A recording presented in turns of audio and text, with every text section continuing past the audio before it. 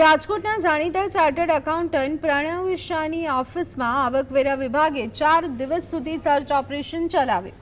આ તપાસ દેશભરમાં બોગસ રાજકીય પાર્ટીઓને દાન આપી ટેક્સ ચોરી કરવાના મોટા કૌભાંડ સાથે જોડાયેલી છે।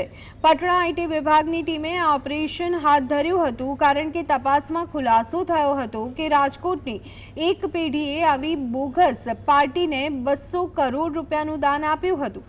જો કે સીએ પ્રણવ શાહે આ વાતને નકારી કાઢી છે।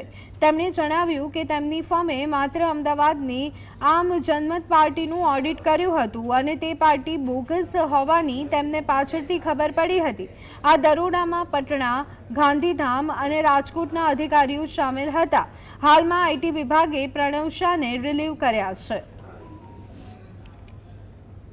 અમારી પાસે પંચનામાની કોપીઝ છે કે જે ઇન્કમ ટેક્સ અમારી પાસેથી લઈ ગયું છે એમાં અંદર ક્યાંય એવો ઉલ્લેખ નથી કે ભાઈ આની અંદર 200 કરોડના દસ્તાવેજ લઈ ગયા છે। અમારી ઓફિસ ઓપન થઈ ગઈ છે, અમને રિલીવ કરી દેવામાં આવ્યા છે અને જે એકાઉન્ટન્ટ થ્રુ આ આવ્યું હતું એના નામ અમે ઇન્કમ ટેક્સ ડિપાર્ટમેન્ટને આપવામાં આવેલા છે। અમે કોઈ રાજકીય પાર્ટીને દાન અપાવેલ નથી।